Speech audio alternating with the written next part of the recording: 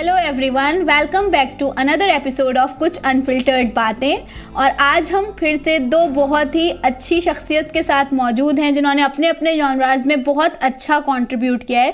So let's welcome Nidhi Kaushik. Thank you Sharika. Thank you so much for joining us and Raj Shah sir. Thank you. So basically अगर मैं Raj sir की बात करूँ, so he is MD in Rebanta, but the passion for writing is still followed him, or he followed, whatever we can say. And Nidhi Kaushik ma'am भी पेशे से teacher हैं, abacus पढ़ाती हैं बच्चों को, लेकिन उसके साथ साथ लिखने का शौक भी वो अपना पूरा कर रही हैं। Thank you for joining us. Thank you so much Sharika for inviting us.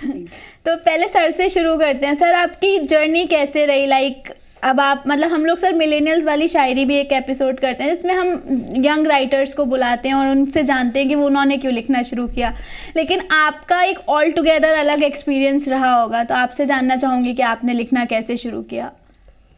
शायरी का सफ़र कहें तो मैं ऐसा जानता हूँ कि मेरा सफ़र अभी शुरू भी नहीं हुआ।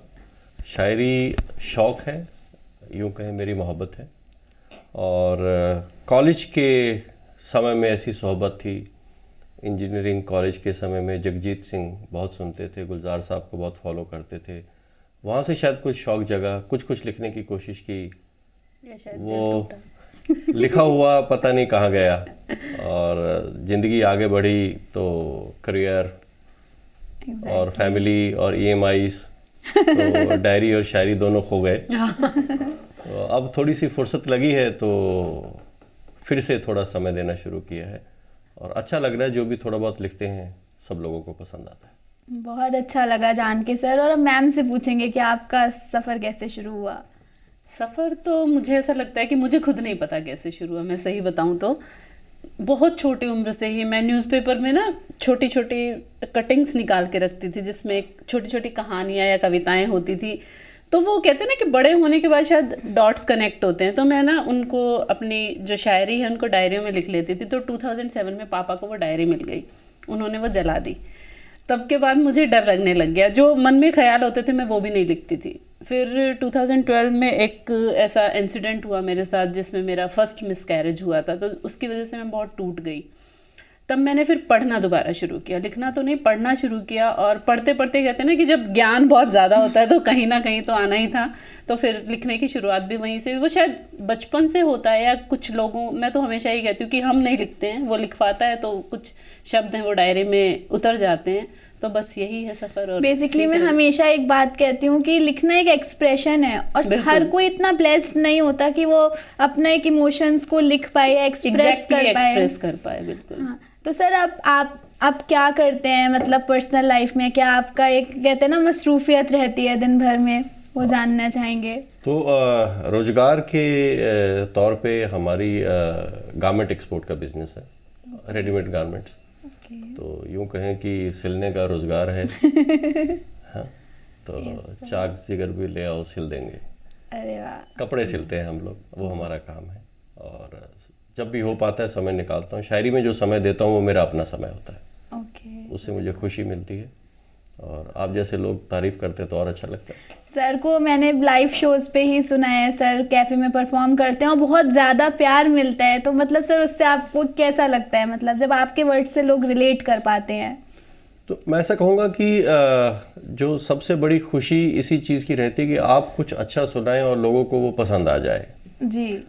आज के समय में बेवजनी शायरी ज़्यादा चलती है। जी। और तालियां सीटियां उसी पे ज़्यादा होती हैं। लेकिन जब आप कोई अच्छी बात कहें और 100 में से 2 लोग भी आके आपसे कह जाएं कि ये बहुत अच्छा लगा था, तो बेहद खुशी उसी में मिलती है। जी बिल्कुल सही फरमाया आपने। और अगर हम निधि मैम के पास आए वापस तो उनको भी बहुत ज़्यादा सोशल मीडिया पे प्यार मिलता है। मैं देखती हूँ काफ़ी लोग रिलेट कर पाते हैं, काफ़ी लोग मेंशन करते हैं। तो आप कैसे, मतलब आप एक ओपन माइक से अब शोज़ तक करने लग गई हैं काफ़ी, मतलब you have come a way across, तो मतलब कैसे? 2007-8 की ही बात है। मैंने जब अपना करियर स्टार्ट किया तो मैंने 19.5 की एज में घर छोड़ दिया था और मैंने 7 MNCs में जॉब की। बट वो सुकून होता है ना, वो कहीं नहीं मिला।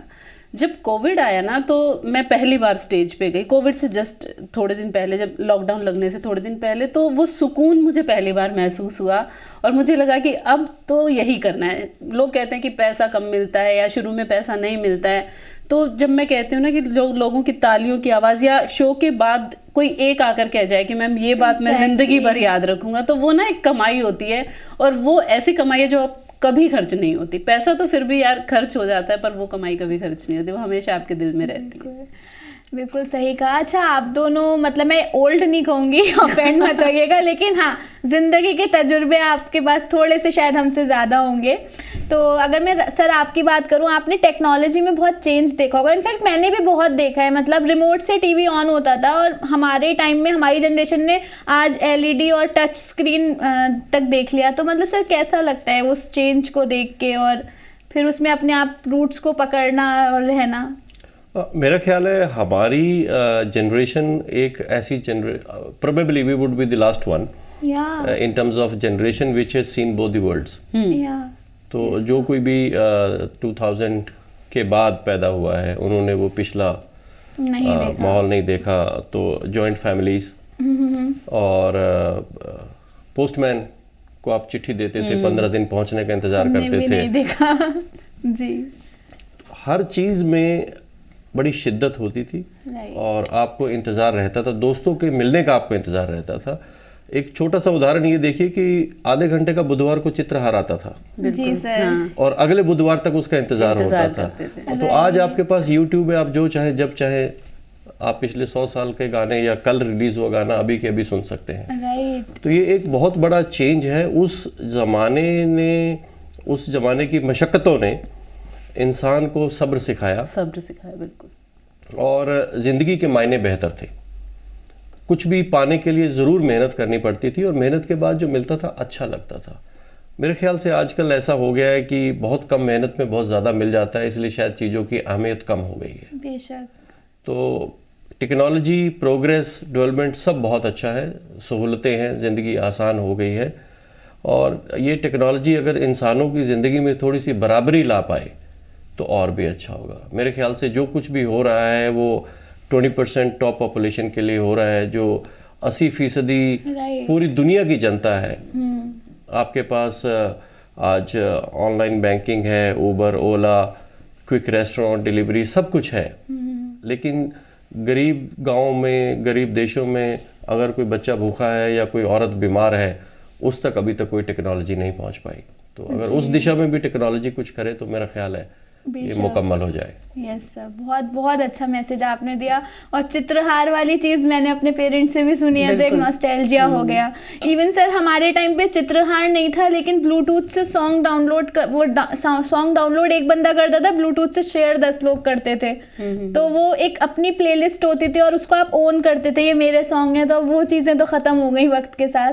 अब मैं निधि मैम से जानना चाहूँगी, आप एक लेडी हैं तो आपने 2 लाइफ देखी होंगी, एक before marriage like post COVID, तो post marriage and pre marriage, आपको क्या डिफरेंस लगा एज अ ह्यूमन बीइंग? आपने क्या महसूस किया? जैसा सर ने कहा ना, टेक्नोलॉजी का पहले देखें कि पेशेंस। अभी ये जनरेशन ऐसी है कि क्विक, हर चीज़ जल्दी चाहिए। 10 सेकंड में जो जनरेशन एंटरटेन हो जाती है, वो 10 सेकंड में बोर भी तो हो जाती है। तो चैलेंज कितना बड़ा है उनको कंटिन्यूएशन में रखने के लिए, अपने साथ बांधे हुए रखने के लिए। हो सकता है कि आपकी एक चीज़ उनको बहुत पसंद आए, जैसा आपने कहा सोशल मीडिया पे प्यार मिलता है, दूसरी चीज़ पे गालियाँ पड़ रही होती है। अगर आपने ज़रा सा भी कुछ लिख दिया, मैंने एक लाइन लिखी थी कि हम हमेशा सुनते हैं कि ज़माना बदल रहा है, लेकिन लड़कियों के लिए ज़माना कभी नहीं बदलता। वो आज भी वहीं का वहीं है, अपनी पुरानी मैली कुचैली मानसिकता ओढ़े हुए। तो इस बात पे एक 16-17 साल के लड़के ने मुझसे बहुत बहस की, and he was from Mumbai. तो जैसे सर ने कहा कि अगर टेक्नोलॉजी उन तक भी पहुंचे, अभी भी मैं कितनी फीमेल से इंटरेक्ट करती हूँ, आपने मेरा कंटेंट भी देखा होगा, मोस्टली फीमेल ओरिएंटेड ही होता है। कितनी फीमेल से इंटरेक्ट करती हूँ जो वो बेसिक उनको अपने राइट्स ही नहीं पता है, पता ही नहीं, हाँ, पता ही नहीं है वो फाइट तो क्या खाक करेंगे। तो सबसे बड़ी प्रॉब्लम तो ये है कि वो अपना दृष्टिकोण तो तब बताए ना जब उन्हें पता चले कि महिलाओं का भी एक दृष्टिकोण होता है जी, है ना। तो वो बच्चा 16 साल का बच्चा एक फाइट कर रहा है मुझसे जस्ट बिकॉज कि उसने वो ग्राउंड रियलिटी देखी नहीं है। अब मैं उसको नहीं समझा सकती। तो इतना बड़ा हम टेक्नोलॉजी सेम प्लेटफॉर्म पे यूज करें, लेकिन इतना बड़ा जनरेशन गैप कैसे फिल करेंगे? इतना बड़ा जो अंडरस्टैंडिंग में गैप है, जो थॉट में गैप है, वो कैसे फिल करेंगे? एक्चुअली एक सैड पार्ट है सर कि अब जो टूटे मकान है उसको जनरेशन एस्थेटिक्स कह रही है और कैप्चर कर रही है। अगर उनमें रहना पड़े आपको तो आपको पता चलेंगे रियल एस्थेटिक्स क्या है। Exactly. एक बार मैंने सर जोक में एक रोड का फोटो पानी भरा हुआ है, मैंने उसको स्लोमो में रिकॉर्ड करके डाल दिया and it get good views. लोगों ने कहा शेयर करो, मैंने उस पर रियल एस्थेटिक्स लिख दिया था। एनीथिंग यू कैन सेल कह के कि ये एस्थेटिक है, लोगों को पता ही नहीं है कि रियल एस्थेटिक्स है क्या। बिल्कुल। तो ये चीज तो है, डेप्थ में जाना भूल गए हैं लोग जी। और ऐसा सब कहते हैं कि जो है किसी भी चीज़ की सच्चाई जाननी है और किसी भी चीज़ को बेहतर समझना है तो आपको गहराई में जाना है। गहराई में जाना है। तो जो कुछ भी सर्कुलेट हो रहा है सोशल मीडिया प्लेटफॉर्म्स पे, चाहे वो यूट्यूब हो, चाहे वो फेसबुक हो, चाहे वो व्हाट्सएप हो, वो सब जो है बहुत ही शैलो नॉलेज है। और तकलीफ ये है कि हर चीज़ के पीछे किसी न किसी का कोई एजेंडा है। बिल्कुल। किसी ने उसको सोच समझ के वहाँ प्लांट किया है। जिन लोगों तक पहुँच रहा है उन्हें वो एजेंडा नहीं पता है। बिल्कुल। और वो सच्चाई समझ के उसको कबूल कर रहे हैं। और यहीं से जो है बहुत सारे सोसाइटी में, मेंटालिटी में रिफ्ट्स पैदा हो रहे हैं। वो सुपरफिशियल बहुत ही सुपरफिशियल हो गया है और गहराई में जाना छोड़ गए। आजकल के आप बच्चों को भी देखेंगे, आप उन्हें किसी गेम में, स्पोर्ट एक्टिविटी में, एजुकेशन में, किसी भी नए फील्ड में डालेंगे, वो आधा घंटा ट्राई करेंगे। अगर उन्हें अच्छा लगेगा तो वो कंटिन्यू करेंगे, नहीं तो आधे घंटे में छोड़ देंगे। गिव अप करने का नेचर भी बहुत हो गया है। People do give up too quickly. और इसकी तकलीफ ये है कि ये मेंटालिटी लाइफ और रिलेशनशिप्स में चली जा रही है। Exactly. लोग रिलेशनशिप्स को भी टाइप नहीं दे रहे। They will try something for few months. If it works, it's fine. If it doesn't, it's too comfortable for people to walk away from their relationships. ये सब उस मानसिकता में आ रहा है। आप घरों की बात कर रहे थे तो मकान बनते जा रहे हैं, तो घर तो टूट रहे हैं। जी सर। ये बहुत सारी असर आ रहे हैं इन चीज़ों के। मेरा ख्याल है कि जो लोग इस तरह की बातों को समझते हैं वो यूथ के साथ और कनेक्ट हों, उनको थोड़ा और कन्वे करें। अलग अलग मीडियम्स हो सकते हैं सर। एक्चुअली जो मार्केट ने नो स्ट्रिंग्स अटैच्ड और ये सब चीज़ें सेल करी हैं, वो तो एक फैशन इंडस्ट्री और ग्लैमर इंडस्ट्री के एलिमेंट्स थे, बट लोगों ने उनको बहुत ज़्यादा अडेप्ट कर लिया है। And they think if you are fool, if you are stuck to something, उन्हें लग रहा है कि जल्दी मूव ऑन करो, आगे नए लोगों से मिलो। और लोगों ने सिर्फ पर्सनल रिश्ते भी अब प्रोफेशनली बनाना शुरू कर दिए कि अगर उन्हें फ़ायदा नहीं हो रहा है, मुनाफा नहीं हो रहा है, तो वो नहीं मिलते हैं, रिश्ते को आगे नहीं बढ़ाना चाहिए। मैंने एक लाइन लिखी थी कि एक ज़माना था कि जब ये कहा जाता था कि चलो महबूब रूठ गया है, शाम को जाकर मनाया जाए। अब वो दौर है कि रूठ गया तो रूठ गया, देखो नई डीएम रिक्वेस्ट देखकर नया महबूब बनाया जाए। तो वही हो गया है कि क्योंकि हमारे पास एक्सेस इतना क्विक है कि हम सोचते हैं कि यार इतने सारे ऑप्शन हैं, ये क्या ही है। लेकिन ये बात नहीं समझ में आती कि रिश्ता जो है लुक से और 2 मिनट की बातचीत से बहुत बड़ी चीज़ है, बहुत गहरी चीज़ है। उसको समझना पड़ता है, उसको एक बच्चे की तरह पालना पड़ता है। और जैसे सर ने कहा कि पेशेंस, हर चीज़ आके पेशेंस पे ही रुकती है, क्योंकि इतनी चीज़ें अवेलेबल हो गई, इतनी क्विक हो गई हैं कि हर चीज़ में ही हम पेशेंट नहीं हैं। और वैरायटी एक्सप्लोर। पहले जो अरेंज मैरिजेस होती थी, like my father was very educated and my mother was not, लेकिन वो ऑप्शन नहीं था कि अब निभाना है, हो गई है तो निभाना है, तो निभाते थे और दोनों एक दूसरे को अडेप्ट करते थे, चेंज होते थे अकॉर्डिंगली। अब वो चीज़ नहीं है। अब इंसान आगे बढ़ जाता है कि भाई मैं पढ़ा लिखा हूँ, मैं क्यों करूँगा इससे, तो वो चीज़ है। तो अब जैसे आप लोगों की पोइट्री की बात हुई है, तो हमारी जनता जाहिर है सुनना चाहेगी आपकी पोइट्री। तो पहले मैं आप लोगों को सुनाऊंगी, आप मुझे फीडबैक दीजिएगा और फिर उसके बाद हम आप लोगों की सुनेंगे। तो कुछ ये नए ख्याल लिखे थे, कहीं नहीं सुनाया, तो सुनिएगा कि तुम उस परिंदे की उड़ान देखते हो, तुम उस परिंदे की उड़ान देखते हो, कभी उसका टूटा मकान देखते हो। क्या बात। वो बाप है निभा लेगा जिम्मेदारियां, वो बाप है निभा लेगा जिम्मेदारियां, कभी उसके चेहरे की थकान देखते हो। क्या बात, बहुत खूब। आंखों में उसकी खासी नमी, आंखों में है उसकी खासी नमी, लेकिन तुम सिर्फ उसकी मुस्कान देखते हो। बहुत बढ़िया। और भूख से मर गया वो मासूम बच्चा, भूख से मर गया वो मासूम बच्चा, तुम अब भी उसका ईमान देखते हो। बहुत क्या बढ़िया। बात, बहुत और आखिर में है कि हर बार उसके दिल को तोड़ा गया, हर बार उसके दिल को तोड़ा गया, हर बार तुम उसको हैरान देखते हो। वाह, वाह। बहुत बढ़िया। और जो है तुम्हारा, ये सब नई नस्ल के लिए है कि बहुत ज़्यादा रैट रेस में भाग रहे हैं कि ये नहीं ये नहीं, जो है तुम्हारा मिल जाएगा एक रोज़, क्यों तुम इतना नफ़ा नुकसान देखते हो। बहुत बढ़िया। बहुत बढ़िया, बहुत सुंदर, बहुत अच्छा लिखा आपने। बहुत बहुत शुक्रिया। तो अब सर से शुरू करेंगे। सर, आप पहले अपनी पोइट्री से हमें रूबरू कराएं, फिर हम मैम पे आएंगे। कुछ जो ख्याल आ रहे हैं, मैं ऐसी कोई तैयारी करके नहीं आया, जो सामने आ रहा है वो पढ़ता हूँ कि तुझसे मिलना है रोज़गार से फुर्सत नहीं, हाँ, मुझे इससे बेहतर बहाना नहीं आता, और यूं मुझसे रुसवा हो शहर ना छोड़ के जा, मुसीबत है मुझे रूठों को मनाना नहीं वाह, आता, नहीं आता, वाह। बहुत बढ़िया। और मेरी बेरुखी के चलते मुझे खुद सार न जान, हाँ, झूठे वादों से बातों को सजाना नहीं आता, अरे वाह, और ज़रूर अब भी कोई मुद्दा बाकी रहा होगा, बिना मतलब के मैयत में जमाना नहीं वाह, आता। वाह, वाह, बहुत अरे बढ़िया, वाह, और तेरी महफिल में आना है किस लिबास में सजूं, हाँ, तेरी महफिल में आना है किस लिबास में सजूं, नया है नहीं पुराना नहीं आता, बहुत बढ़िया। और उस सुखनवर के सुखन में कुछ तो बात रही होगी, यूं ही सुनने उसे महफिलों में दीवाना नहीं आता। वाह, बहुत बहुत उम्दा, बहुत शुक्रिया। बहुत उम्दा। तो मैंने ये पहले भी सुनी है, मुझे बहुत पसंद है। और सर का जो अंदाज है ना, उसमें एक ठहराव है। लोग लाउड होते हैं, चीखते हैं, तब अटेंशन मिलती है, सर के ठहराव को ही अटेंशन मिल जाती है। शुक्रिया। और अब निधि मैम से गुजारिश करूंगी कि वो कुछ मेरा सुनाएं। तो मतलब मैं बहर तो खैर मुझे नहीं आती है, तो मैं ख्याल ही लिखती हूँ। तो ऐसा ही एक ख्याल है कि आज यूं ही मन में ख्याल आया कि चलो कुछ अलग लिखते हैं। वाह, फिर सोचा कि सब कुछ तो लिखा जा चुका है और आजकल तो सभी लिखते हैं। हाँ, कोई सच लिखता है आधा, तो कुछ पूरा झूठ लिखते हैं।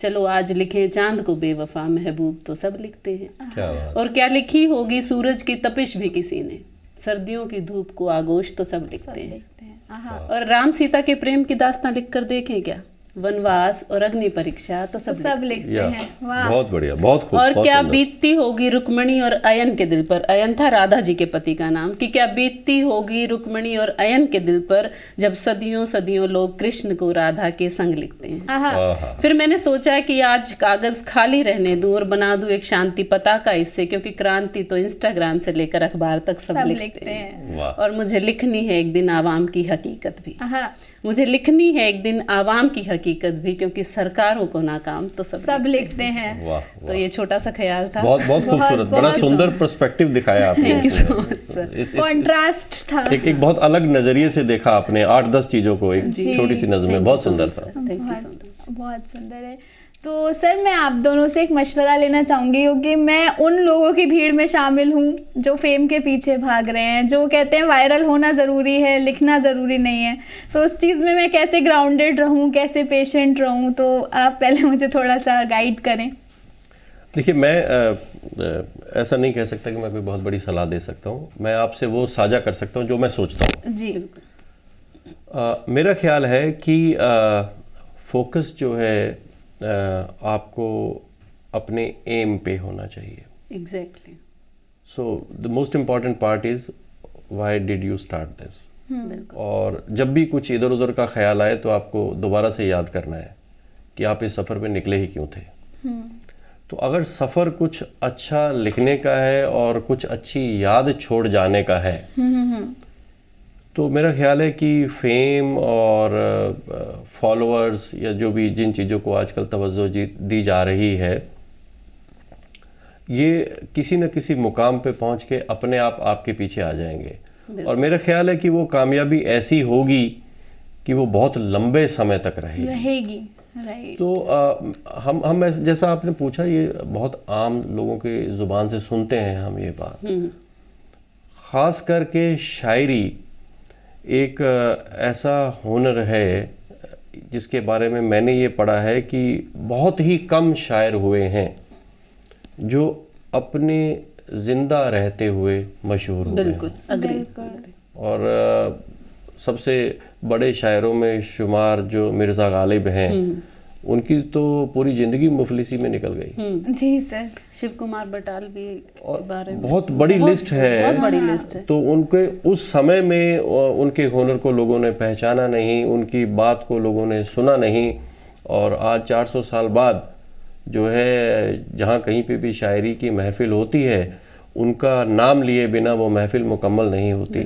मेरे ख्याल से वो एक मुकाम है जो हर लिखने वाले को टारगेट करना चाहिए। बेशक। फॉलोअर्स, ऑडियंस, टेस्ट, ये सब बदलता रहता है। हर 2-3 साल में कुछ नया जॉनर आएगा, कुछ नई बात होगी, कुछ नया लहजा आ जाएगा, कोई नया फनकार आ जाएगा, कोई नई बात चल पड़ेगी, कोई नया प्लेटफॉर्म आ जाएगा। Exactly. ये सब बदलता जाएगा, ये टिकने वाली चीज़ें नहीं हैं। पर जो आप सच्चे दिल से लिखेंगे और जो आपके अपने ख्यालात हैं जिनसे आप खुद को एकदम से जुड़ा हुआ पाते हैं, वो आप लिखते रहेंगे और टाइम के साथ आपको सब मिलना शुरू हो जाएगा। तो मेरा ख्याल है कि बहुत जल्दी और बहुत सारी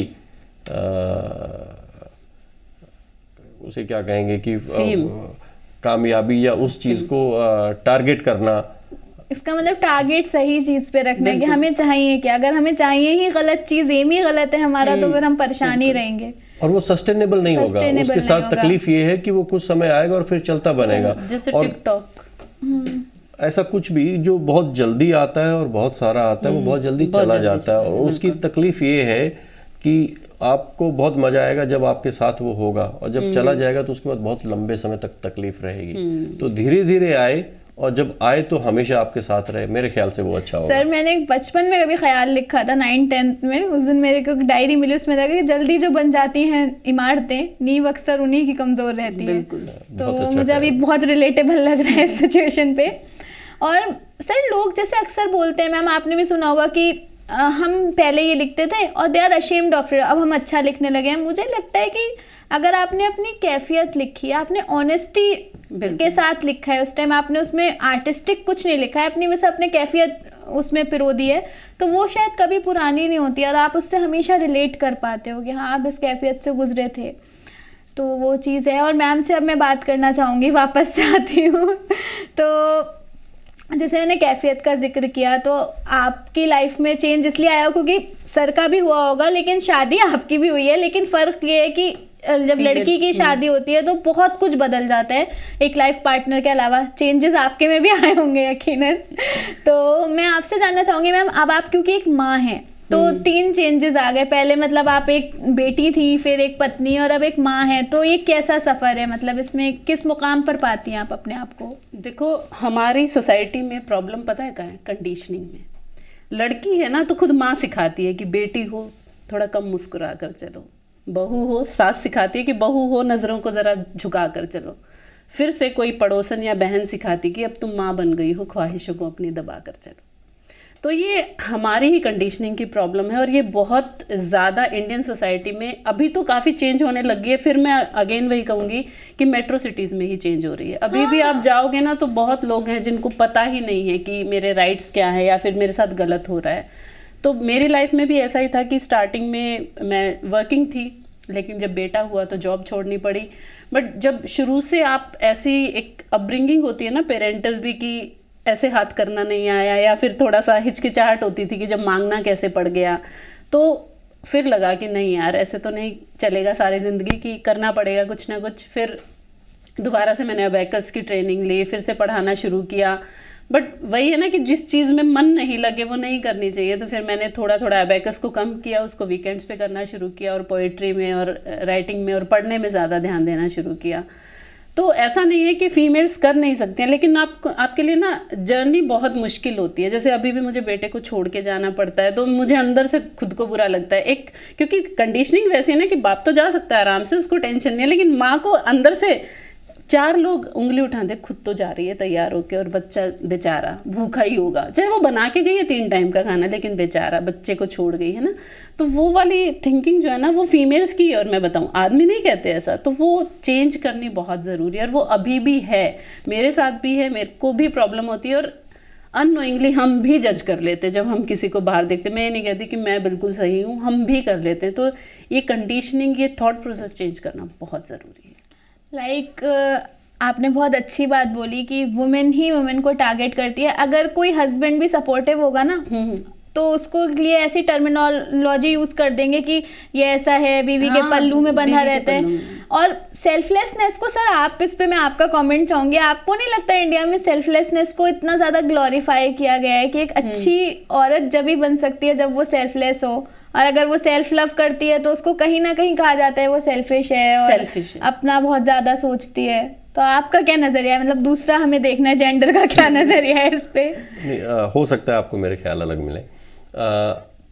अपने काम के सिलसिले में मुझे यहाँ वहाँ बहुत से देशों में जाने का मौका मिला। करीब करीब 34 कंट्रीज़ मैंने ट्रैवल किए हैं। उनकी सोसाइटीज़ में मैंने बहुत समय बिताया। बहुत सी जगहों पे जो हमारे क्लाइंट साइड थे, most of them were women, और आपकी उनसे बात होती है, आप उन सोसाइटीज़ के बारे में सुनते हैं, समझते हैं। उनके बीच और हमारे समाज के बीच में आप फ़र्क पाते हैं। तो मेरा ये ख्याल है कि शायद किसी समय हमारा समाज बहुत ही प्रोग्रेसिव और बहुत ही इक्वालिटी का रहा होगा। बीच में कुछ ऐसा समय आया जो ये राहें बिगड़ गई, और आज के समय में हम जो देखते हैं ये definitely for women difficult situations हैं। बहुत से लोग विमेन इक्वालिटी की बात करते हैं कि उनमें से बहुत सारे तो प्रोपेगेंडा है, और बहुत सारे लोग उसको खुद की इमेज प्रमोट करने के लिए भी कर रहे हैं, क्योंकि इतने सारे लोग जेन्युइनली अगर विमेन एम्पावरमेंट के लिए काम कर रहे होते तो अब तक हो गया होता। फिर हम सेलिब्रेट नहीं करते। 20 सालों से ये सब हो रहा है और हुआ ही नहीं है, तो शायद जेन्युइन एफर्ट्स आए ही नहीं हैं। मेरा ख्याल है कि विमेन इक्वालिटी अपने आप में ही नहीं गलत शब्द है। बिल्कुल इक्वल हो ही नहीं सकता। मेरी नज़र में औरत का दर्जा एक मर्द से कहीं ऊपर है। तो शायद सही शब्द ये हो कि औरतों को उनके हक मिल जाए, बराबरी जैसी बात नहीं करने। बहुत सी कुदरत ने इंसान को जिस तरीके से 2 जेंडर्स बनाए हैं वो अलग तरीके से बने हैं, अलग अलग स्ट्रेंथ्स हैं। जैसी फिजिकल स्ट्रेंथ एक मेल बॉडी में होती है वैसी फिजिकल स्ट्रेंथ एक फीमेल बॉडी में नहीं होती, लेकिन जैसी इमोशनल स्ट्रेंथ एक फीमेल बॉडी में होती है उससे आधा भी मेल बॉडी में नहीं होती है। कुदरत ने ऐसा बनाया है। इक्वालिटी की नहीं, औरत को उसका सही स्थान देने की बात होनी चाहिए। बहुत तकलीफ है हमारी सोसाइटी में, हमारे पड़ोस में भी दिखती हैं, हमारी गली में भी दिखती हैं, हमारे समाज, हमारे ऑफिस, हमें अपने घरों में भी दिखती हैं। और मेरा ख्याल है कि मर्दों से बहुत उम्मीद करना गलत होगा। औरतें खुद मिलके बिल्कुल। आज से करीब करीब 20 साल पहले मैं पहली बार चाइना गया था, और मुझे बड़ा ताज्जुब हुआ था वहाँ देख के। औरतें ट्रक चलाती थी वहाँ पे, और बहुत सारी बसेस जिनमें हमने ट्रैवल किया उनकी ड्राइवर लेडीज़ थी। हमारे देश में ऐसा उस वक्त था ही नहीं कुछ भी। तो मुझे वो सब बहुत ताज्जुब लग रहा था देख के कि ये कैसे हो रहा है। हम बहुत सारी फैक्ट्रीज़ में गए, हमारा कपड़े का काम है, बहुत भारी भारी मशीनरी और बहुत भारी भारी सामान इधर उधर करना, वो सब वहाँ औरतें कर रही थी। जबकि हमारे यहाँ पे लेबोरियस जॉब है तो उसको हाँ, वो फीमेल नहीं करेंगे। इस तरह के कुछ इवन एम्प्लॉयर्स भी ये चाहते हैं कि हाँ, इस तरह की कुछ बातें बनी हुई हैं। और मैंने वहाँ पे देखा कि वहाँ पे अगर आपके पास एक जॉब के लिए स्किल है तो आपका जेंडर मैटर नहीं करता। एक पर्टिकुलर जॉब है, अगर आपको वो करना आता है then you are there to do it. तो उसको आज के समय में मैं रिलेट करता हूँ कि चाइना एज अ सोसाइटी हमसे बहुत पीछे था। Now as a country in terms of the development हमसे बहुत आगे निकल गए हैं। तो उसके पीछे शायद एक बहुत बड़ा कारण ये भी रहा कि उन्होंने समय रहते ही ये पहचान लिया कि अगर आपकी 50% विमेन हैं और वो इक्वली कंट्रीब्यूट करेंगी आपकी इकॉनमी में, तो ये जो है एक बहुत बड़ा कदम होगा आपके देश की और आपके समाज की तरक्की की तरफ। हमको वो अब करना है। हम ऑलरेडी लेट हैं, लेकिन अब भी करें तो शायद जो है हम समय को संभाल सर पाए। अभी भी मैं यूपी से हूँ, तो वहाँ पे अगर 3 बच्चे होते हैं किसी के और 2 बेटियाँ हैं 1 बेटा है, तो वो बेटे को कॉन्वेंट में भेजेंगे और बेटियों को वो सरकारी स्कूल में करा देंगे। मुझे प्रॉब्लम ये नहीं है कि वो 3 बच्चों में ऐसे, वो 3 बच्चों में अगर एक का अफोर्ड कर सकते हैं और वो ये देखें कि ज़्यादा काबिल कौन सा है, उसको अच्छे एजुकेशन दें, तो वो ज़्यादा बेहतर है। लेकिन उन्हें ये लगता है कि हमारे बुढ़ापे का सहारा बेटा बनेगा, तो इसको पढ़ाना ज़रूरी है, और बेटी की तो शादी हो जाएगी तो चल जाएगा काम। तो वो चीज़ अभी भी नहीं बदली है। मैं अपने तजुर्बे से कह रहा हूँ, बुजुर्ग माँ बाप को संभालती बेटियां ही हैं। Yes sir. और ये कहना कि जो बेटा बुढ़ापे का सहारा बनेगा, ये समाज में बहुत अच्छी तरह से साबित हो चुका है। और यहाँ पे भी मुझे लगता है कंडीशनिंग का ही है। मतलब अपब्रिंगिंग जो होती है ना, मैं अभी अपने बेटे को देखती हूँ, ही इज 8 नाउ। मैंने वो कविता भी लिखी थी एक, जो काफी लोगों को पसंद आई थी, लड़के भी रोते हैं।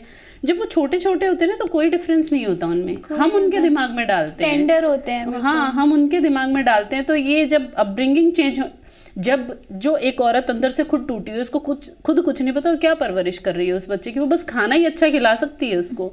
जो प्रॉपर आप अपने बच्चे को खुद एग्जाम्पल सेट करोगे ना, कितने ही आजकल एडवर्टीजमेंट भी आते हैं, अगर हेरेसमेंट वाले भी देखें या कुछ भी, एक माँ अपने बच्चे को शायद ज़्यादा अच्छे से सिखा सकती है कि बाहर का समाज कैसा है और उससे कैसे डील करना है।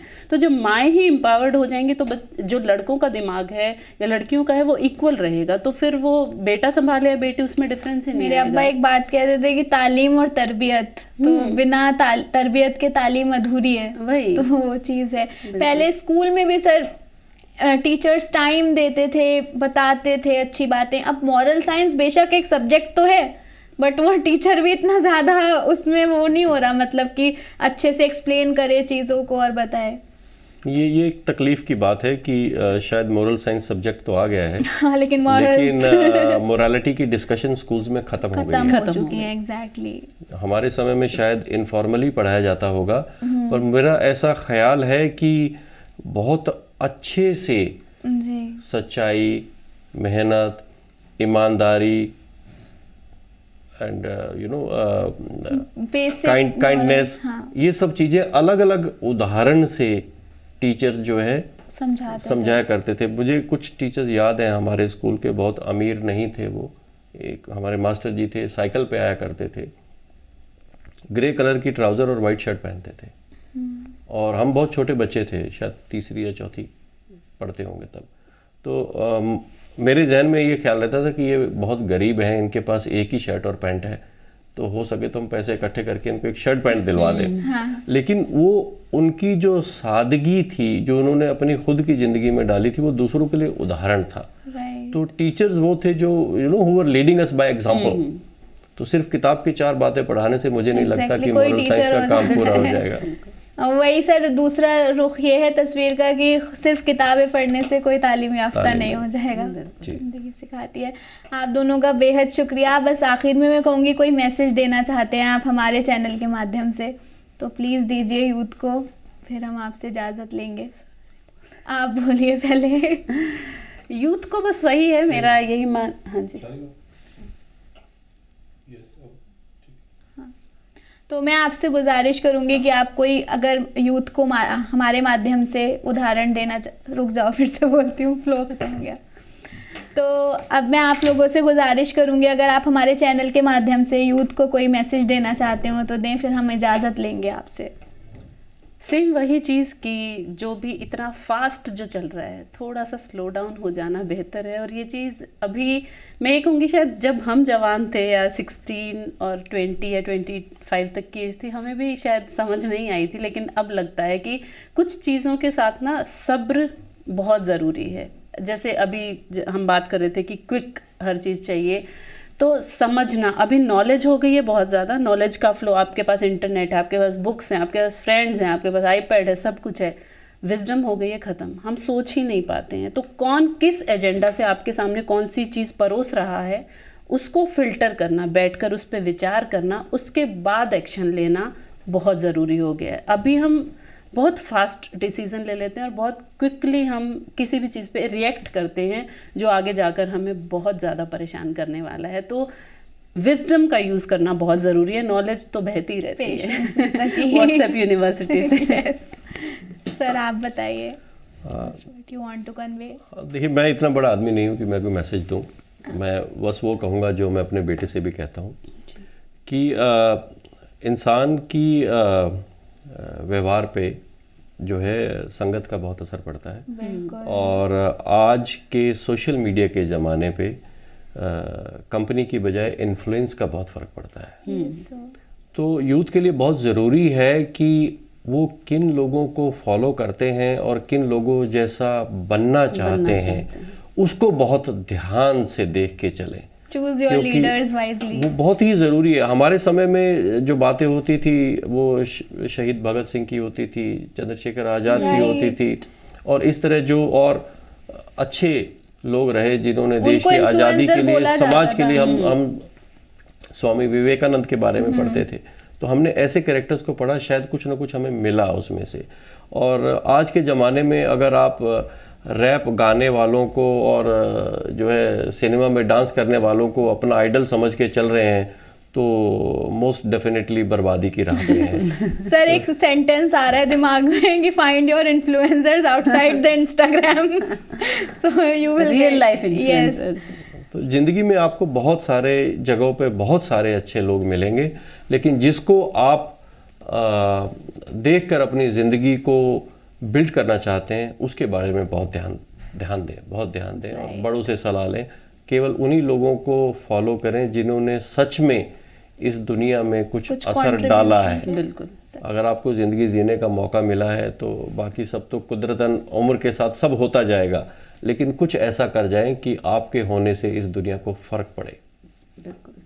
बहुत शुक्रिया सर, बहुत शुक्रिया Thank you so ma'am. much, Sharika. Thank you for joining अस। और उम्मीद है आप सबको भी समझ में आया होगा कि इन्फ्लुएंसर्स वो नहीं हैं जिनके फॉलोअर्स ज़्यादा हैं, रादर इन्फ्लुएंसर्स वो हैं जो हमें कुछ दे सकें और जिससे हमारी ज़िंदगी बदल सके। तो बहुत बहुत शुक्रिया आप लोगों का हमें ज्वाइन करने का, आवाज़ द वॉइस पे आने का। फिर मिलते हैं अगले एपिसोड में कुछ अनफिल्टर्ड बातों के। शुक्रिया।